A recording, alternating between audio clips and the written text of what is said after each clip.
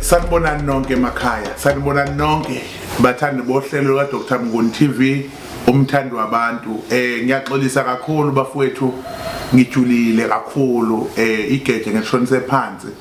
Angifisi kube khona umuntu ozobhubha ngenxa yokuswela ulwazi. Namhlanje ngizokhuluma ngesikhathi. Into nje baleke kakhulu, ngizokhuluma ngesikhathi. Kunekhubalo lapha elisebenza ngewashi okuthiwa umwelela kweliphesheya, umwelela kweliphesheya. Lento ngiyihlanganisa newashi. Right, uma umuntu ephila akakwazi ukuphila umuntu esikhathini sakudala ngaso sonke isikhathi, kodwa umuntu uphila esikhathini esisha njalo, esisha sibe sidala njalo, kube kunyuka ikhathi. Bese lento ihambisana nokuthi umuntu uma ephila uyakwazi ukuthi empilweni akhule, ahambisana nezikhathi zamanje. Ungalokhu wena wame endaweni eyodwa, ake ngithi nje wafunda wafika ku matric, suzolokhu umile umi lapho nje ukuthi hayi mina ngafunda umatric, ume lapho ungafuni ukuqhubeka uye phambili.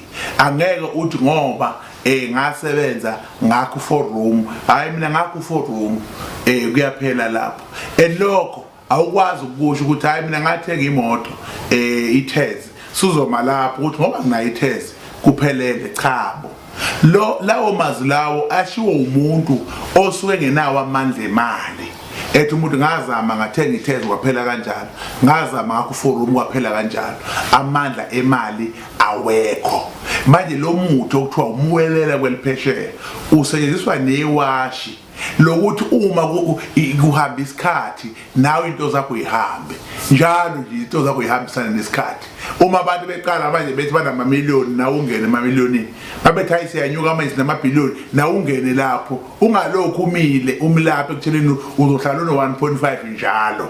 So lo muthi lona osebenza ngewashi awuphathwa nombani, futhi awuphathwa zinyanga zamanje mhlambe ezingazilutho ngempande, kodwa iphathwa abantu abanolwazi olujulile lokuthi lo muntu mawusowakhiwa wasuyafakelwa ewashini. Leli washi lenza ukuthi ungasiphathi isigcabo, leli washi lenza ukuthi ungasebenzi ngisho isigubhu ngoba nali washi lakho. Leli washi leli ilona eliphethe yonke into yakho oyicabangayo. Nize nibone kuneyindawo la kuthiwa khona kunamaringi, amaringi omcebo, ukuthi mufakele ring le uyaceba ube nemali ube nakho konke. Kodwa abamaringi basebenza kakhulu ngokosiko lwesatanism.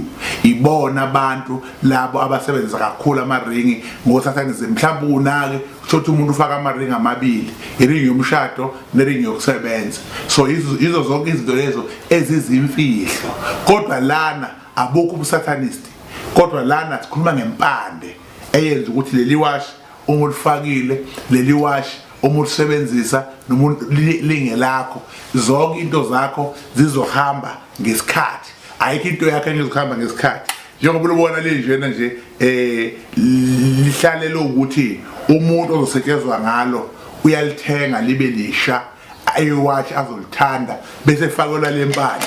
Ikwazi manje lempande ukuthi ke yenze lo msebenzi ukuthi azibe nje izinto. La awudinge isigubhu, la awudinge inyoka, la awudinge lutho, kodwa iyona lempande iphelele kuwe. Akekho umuntu ozoshona la, akekho umuntu la ozoba nezinkinga, akekho umuntu ozothwala nzima ngenxa yokuthi uphethele liwashi. Lizobe liphethwe uwe, lenzela wena izinto isikhathi sihambisane nawe. Yikho balokuphela bakhona bazogijima benzela abantu amawashi, kodwa bengafaki ikhuba, bengafaki lutho. Awuzokusebenza lawo lokhuzana lawo mawashi ngoba ayikho impande eqondile, ngoba lona lihambisana nesikhathi. Leli nje uma ngizongena i-meeting ngo-2 kube ukuthi e-meeting ngilate, ngiyakwazi ukuyihlehlisa i-meeting ngaleli washi.